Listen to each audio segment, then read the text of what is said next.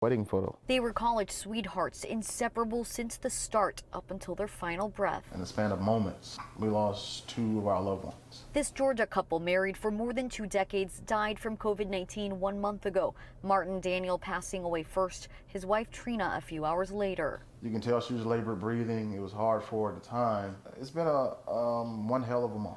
Just to be quite frank about it. They leave behind daughter Marina and son Miles, who's getting ready to leave for college on Wednesday. They had COVID-19 too. He said he had a sore throat and a headache, and everything just kind of spiraled down from there. The heartbreak motivating the family to urge folks to get the vaccine. That's him. He was a part of the Transportation Corps in the Army. One that Martin and Trina were scheduled to get, but did not have the chance to. A lot of the legacy of my uncle is built upon Tuskegee, and he understood the hesitancy. I don't want another family to have to endure this. Counties away, a similar fight. You would never think it would be him that would be in the shape he's in. Carroll County Fire Rescue Deputy Chief Tommy Hobson, who's been with the department since 1990, is in the hospital battling COVID-19.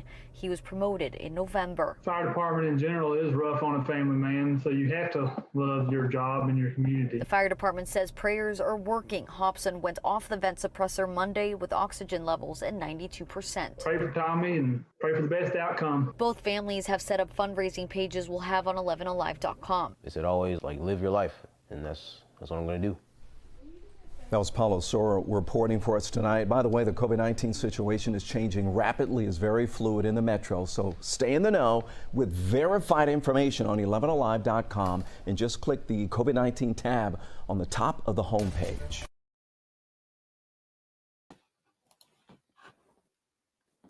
Good morning and welcome to another edition of the National Newspaper Publishers Association's Let It Be Known. Do you know that homeownership gap between white and black Americans is larger today than it was over 50 years ago? And student loan debt is playing a big part in preventing African Americans from homeownership. Founder of the nonprofit Twindle Foundation, Twanja Windley, is helping African Americans change their future through homeownership. This morning, we speak with Ms. Twanja Windley. But first, let us bring on the National Newspaper Publishers Association's President and CEO, Dr. Benjamin F. Chavis Jr. Good morning, Dr. Chavis.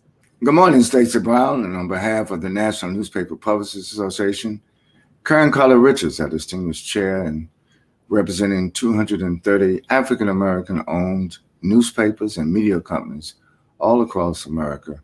We're so pleased to be on this edition of Let It Be Known. And Dr. Chavis, we start this morning with breaking news overnight. The House passed the John Lewis Voting Rights Advancement Act. This measure increases the power of the federal government and minorities to stop or challenge discriminatory election rules. Hundreds of voter suppression laws have emerged in Republican-led states like Texas, Georgia, and Arizona, and Democrats have desperately sought solutions. Well, the John Lewis Voting Rights Act, Dr. Chavis, as we know, is one of those tools, and now it moves on to the Senate, where obviously it's an uphill battle there. Yes, but congratulations to the House of Representatives. We thank Speaker Nancy Pelosi. We thank Majority Whip Jim Clyburn, all the members of the Congressional Black Caucus led by Congresswoman Joyce Beatty, and all the members. It was, I think it was 212 members of the Congress that voted in favor. There were almost 200 voted against it. So it did pass the Congress. It's a great step forward. Now we have to put pressure on the United States Senate to pass the John Lewis Voting Rights Act. Yeah, and again, it's an uphill battle, but one that Democrats feel worth fighting. That's for sure. Dr. Chavis, also this morning in the news, diagnosed cases of type 1 and type 2 diabetes are surging among youth in the United States. From 2001 to 2017, the number of people under age 20 living with type 1 diabetes increased by 45%, and the number of those living with type 2 diabetes grew by 95%. Type 1 diabetes does remain the most common type of diabetes in the U.S., according to a report published by JAMA, the trends and prevalence of type 1 and type 2 diabetes in children and United States. That's the name of the report. The estimated number of youth, Dr. Chavis, ages from 0 to 19 years old with type 1 diabetes increased from 148 per 100,000 in 2001 to 215 per 100,000 in 2017. And from 2001 to 2017, Dr. Chavis, significant increases in the number of youth living with type 1 diabetes were observed among ages 5 to 9, 10 to 14, and 15 to 19. And that is male and female. And of course, as we know, as we say often on this show, but it's extremely true, it disproportionately affects African Americans. Absolutely, and a lot of it is diet related. We have to have better health care, access to health care, and we need better information that flows to our community to prevent this extremely dangerous rise in diabetes among our children, among our middle age, and among our senior citizens. It is a serious problem. And diabetes was, as you know, Stacy, was one of the preconditions that made our people more vulnerable to the COVID-19 pandemic. So all these health issues are related. And that's why we continue to raise these issues through the Black press, because as the voice of the Black community, we have to make sure that we raise and amplify those issues that determine our quality of life. Yeah, absolutely. And Dr. Chavis, a Centers for Disease Control and Prevention investigation notice was sent out last night as well regarding 2 multi-state outbreaks of Salmonella infections. 36 people have been reported sick from 17 states and 12 people have been hospitalized. No deaths have been reported. However, interviews with the sick people show that the likely source of both outbreaks are Italian-style meats such as salami, prosciutto, and other meats that can be found in antipasta or charcuterie, which is those assortments that you see on those plates. But the true number of sick people is likely higher, the CDC says, than the number reported. So be careful. The CDC has issued a warning, a bulletin on salmonella poisoning that they have identified coming from certain Italian-style meats. So something else we have to be careful of, Dr. Chavis. Absolutely. Again, health is a 360-degree, meaning the whole circle. We have to be careful of what we eat, what we drink, what we breathe, and how we live. And we're going to continue on this program and other distribution of news through the Black Press of America to keep our people alert on what are the best health practices that we all should be paying attention to. Yeah, absolutely. And finally, in the news this morning, leave it up to Beyonce and Jay-Z to captivate social media and much of the world with more historic firsts. The power couple stars in Tiffany's latest advertising campaign, and the company calls it a celebration of modern love, synonymous with the world's greatest love story since 1837. Tiffany's debut of About Love marks the latest evolution of the luxury jeweler's new creative direction, the company officials said yesterday. The campaign is the result of a close collaboration and a shared vision between both the Carters and Tiffany's. Beyonce wears the iconic 128-carat Tiffany diamond in photos released this week. The company purchased those diamonds in 1878, and you know, the pop queen becomes the first African-American woman to wear the diamond, which had previously adorned Audrey Hepburn in publicity photos for the 1961 film Breakfast at Tiffany's. And of course, Lady Gaga wore the diamonds to the 2019 Academy Awards. But as with most things that they do, Beyonce and Jay-Z one-upped everyone. They posed for photos in front of Jean-Michel Basquiat's Equals Pie painting, a 40-year-old work from a private collection never previously displayed in public. So here they are, Dr. Chavis, doing big things as always. Well, again, we congratulate Jay-Z and Beyonce. They are a power couple, but they're a power couple who cares about the community. And we thank their giving back, their standing up, their social justice consciousness by both of them.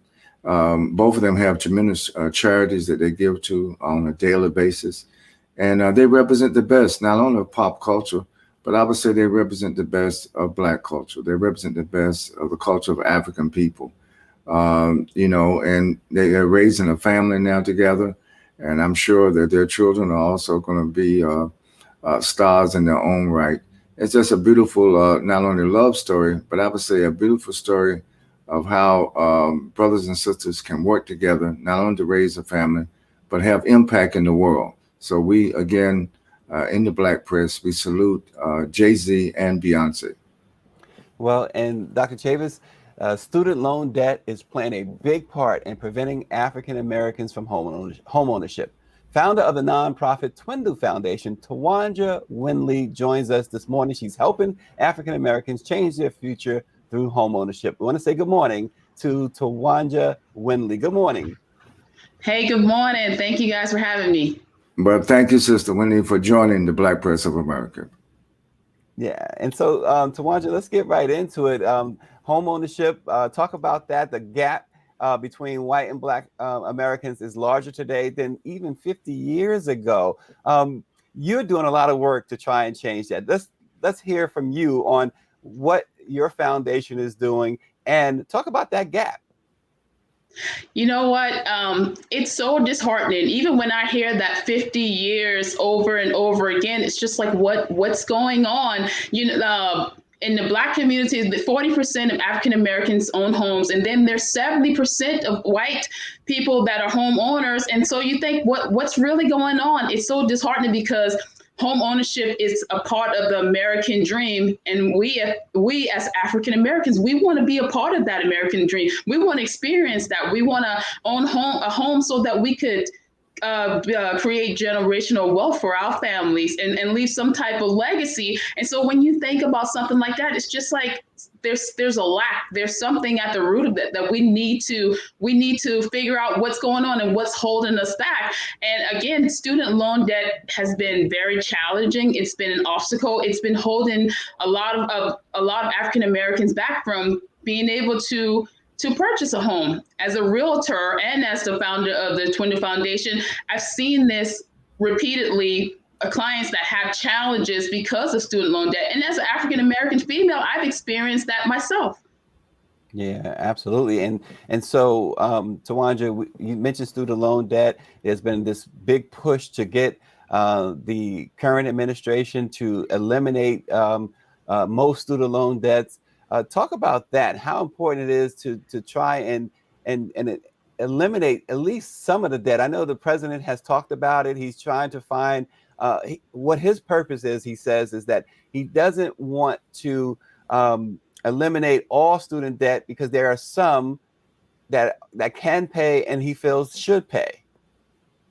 I think it's so hard to decipher who's able to pay and who's not able to pay. But when you think about the times that we're in, so many people have lost their jobs because of the pandemic. And so it's very hard. And even still, some people may have lost their job and found new ways of creating income, but are they still making the same type of money that they were? I remember years ago when I wasn't able to make the type of money that because I had to switch jobs. And so I was paying on a student loan debt. And when I couldn't, I asked for the payments to be shortened and they wouldn't allow that to happen. And I had to go into default and then pay and then to get a lesser payment. And then after a certain amount of time, they decided to cancel the debt and then put the charges on me. So it's so hard to say because people are in a very hard place right now, and they've lost a lot of people, and people are grieving, and it's just so much that's going on. So who's to say who can afford it and who cannot afford it? But I have noticed that they have been canceling debt for people that are disabled, but there are more people that should be able to qualify. And I think that they should be a lot more lenient and try to help more people because it's just a lot. It's a lot that's going on. Yeah, absolutely. Dr. Chavis? Yes, Twanja, can you comment, what are the banks doing? For a period of time, even those that qualified to get a bank loan so they could purchase a home, the banks are still refusing to grant those loans. Because of the discussion now of diversity, equity, and inclusion in the financial services world, are you seeing a trend where things are opening up, where African Americans, particularly African American women and others who traditionally are denied an application by the banks. Talk to us about what's happening in the financial services community in terms of home ownership. Well, I'll tell you this, and of course, I'm no mortgage lender expert in that department, but there have been some new changes to FHA loans that just came about not long ago, and it's opening up doors. So it's opening up where African Americans can, the requirements are a little less, and so that they're able to get loans. But there's still other stipulations that you have to keep in mind, and especially now because when we talk about the pandemic, and I'm just going back to that. And people, you have to have steady income, 2 years of income history. But if people are losing their jobs, or if there's some type of gap, is that still holding people back from being able to purchase a home? So there's so many factors. It's like we fix one problem, but then another problem arises. So we have to get to a place where we could come together and figure out how are we going to make this work so that African Americans can still be able to purchase a home, because there's always going to be some type of situation that's going to arise, but we still have to come up with some type of solution so that we could still be in the running, so that we could still be able to be able to build that generational wealth so that we can become homeowners. Well, no, there's a segue to another issue, and that is gentrification. In many communities, particularly urban communities, Twanja, a lot of our young brothers and sisters who inherit properties from their parents, but they let the property go. And a lot of communities that used to be Black-owned home owners communities are now no longer communities where Black people own the homes. Can you talk about, is there some way that we could bridge so we can keep the homes that we do own and get new homes? But right now, the trend is that we're losing the homes that we already own.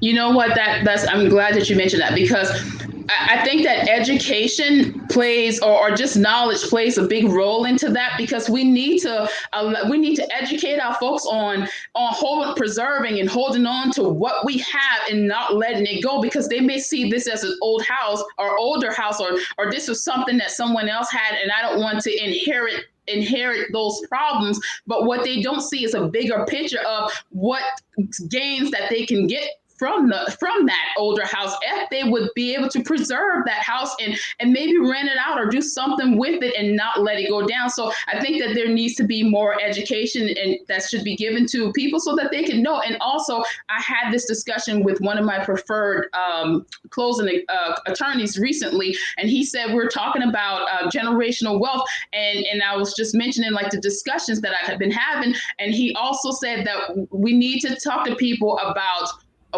having a will, because a lot of people are losing their homes, like their families aren't able to gain it because there's no will in place, and then there's a fight. And sometimes people don't want to go through that fight. They just let it go because they don't feel like they don't think that it's going to happen or work in their favor. So education is the key. We have to continue to educate our people, or educate people on what's going on or how to handle things. A lot of times we tell people, oh, well, you need to become a homeowner, or you need to do this, or you need to own a business, or you need multiple streams of income. But when people go after that stuff, they don't really have the mindset, they don't have the knowledge to continue to move forward with that stuff, or or know how to sustain it. Wow. And Twanja, the real estate market today makes it even tougher, doesn't it? We're hearing stories of people bidding as much as $100,000 more than the house is worth. We see the inventory is just not there, and if it's there, you have to overspend for it. How does that affect when you speak to people? How does that conversation sound like?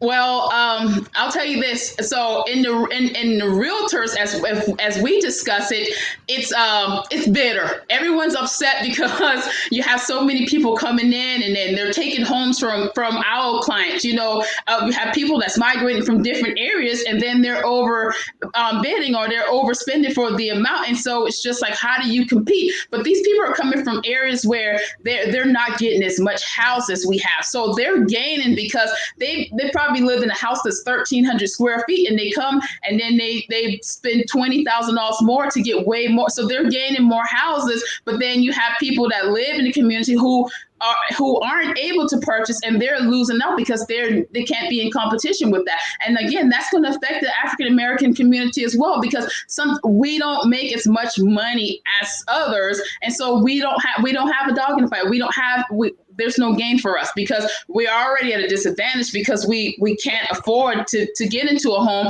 And then when you do find that home, you're outbid by someone who's able to pay way more money than you can.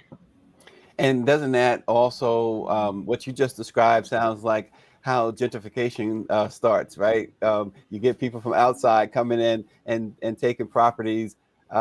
Talk about that too. Gentrification, that has played a role too in African Americans losing homes and home ownership opportunities, hasn't it? Absolutely. Growing up, I've seen neighbors in my community who've lost their houses because they owe money in taxes and they couldn't afford to pay for it. And someone's come in and swooped in and then they stole their something that they built for 20, 30 years. And because they couldn't afford to pay the taxes on it, they've lost their homes. And we see this a lot. It happens often. And a lot of times it's either people don't know who to talk to about what can be done, or they just sit and wait and pray that someone's going to just save them. And then they miss out. The biggest part is that we need to find safe people that we can confide in and get the right information so that we can preserve what we've been building for years. Or even family members need to step up, or when people are trying to offer information, at least try to listen so that you can set yourself on the right path so that you'll be able to preserve what your family has been working for years. You don't want to lose Big Mama's house. Yeah, exactly. And so tell us about your foundation. When did you start it, and what have you been able to accomplish so far? The Twindle Foundation, it was established in 2020. And so I wanted to create something that was going to be a resource to the community. I wanted to be able to give people knowledge and educate them on the home ownership process. And then I noticed that there was an issue with credit. And so I wanted to be able to give that information back to the community. So what resources that I've learned as a realtor, and also just being into places where I've learned about credit and also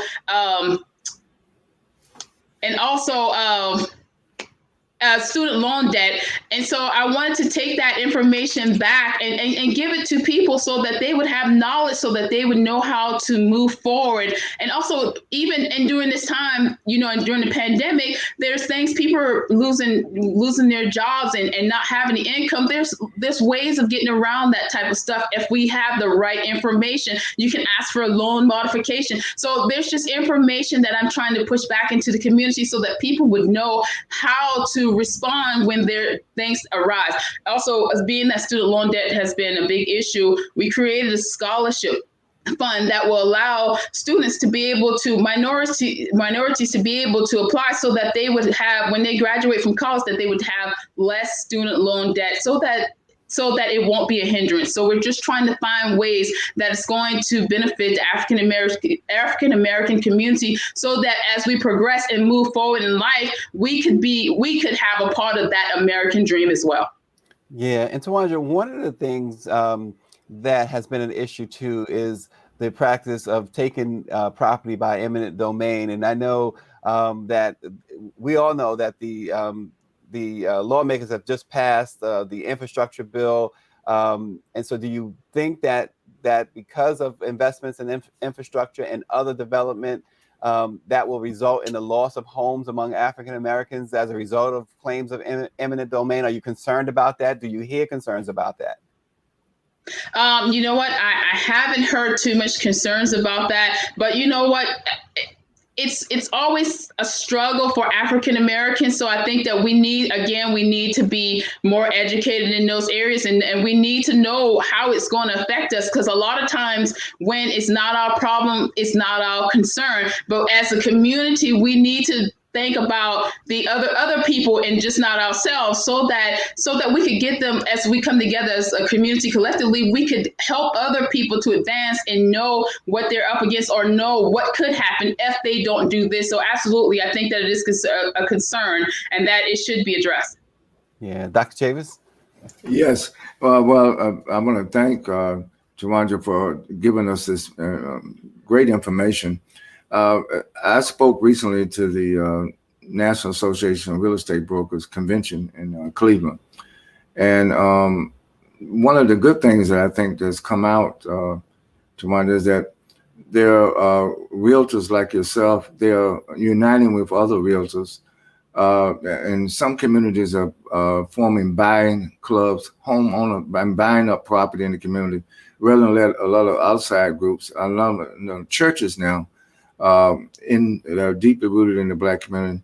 If someone passes away in the church, they not only make sure that people have wills, but they make sure that there's a plan of development for the community. In other words, we need more unity in our community around housing issues. We need more unity in our community around how to pool our capital resources so to invest in the development of the community. Can you comment on some of the solutions that you've seen happen in many communities across the country?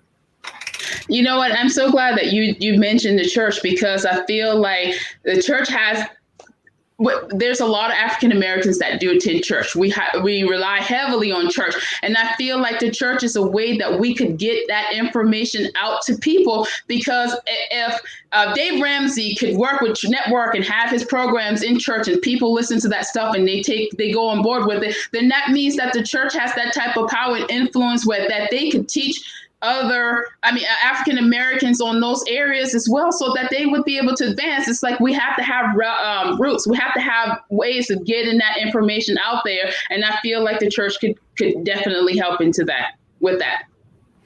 Well, Twanja, how do we learn more about your foundation? Is there a website? Absolutely. You can go to twindlefoundation.org. You can also look it up on Instagram. It's at Twindle Foundation. Great. Well, we appreciate all the great information, as Dr. Chavis said, you brought this morning. Dr. Chavis, your closing thoughts? Yes. In the context of the pandemic, in the context of all of the racial discriminations going on, as Black Americans face these challenges, we also need to make sure that we engage in the opportunities to retake our communities, rebuild our communities. And home ownership is key, as Twanja has mentioned. And I particularly appeal to all of our families. One of the great things about the Black community, despite all of the hardships, a lot of our families are still intact. But I would encourage every Black family member who's listening, make sure that you have a family plan. Make sure, don't let your parents or your grandparents make a transition without a family plan. Yes, there can be individual wills, but also there should be a family plan of not only how to retain the property that you own, but how to gain and buy more property so that there can be generational wealth as a result created as a result of the planning that we do, rather than being in a sort of a negative reaction because they're not wills and because they're not family plans. Absolutely. And Dr. Chavis and all of our viewers, we are going to be saluting excellence and innovative leadership in Black America. That's at the NNPA, the National Newspaper Publishers Association's leadership reception on September 16th, 2021. You can sign up today at www.virtuennpa2021. Among those, I can say those who are being honored, who will receive awards, Senator Cory Booker, Senator Cori Bush, also Senator Raphael Warnock, Allison Felix, the Olympic champion, Dr. Ebony Hilton, and Dr. James Hildreth of Meharry Medical College. So September 16th, join us for the NNPA's leadership reception and the awards as we salute excellence in Black America. And let it be known, in the words of Bob Marley, you never know how strong you are until being strong is the only choice you have. We will see you tomorrow.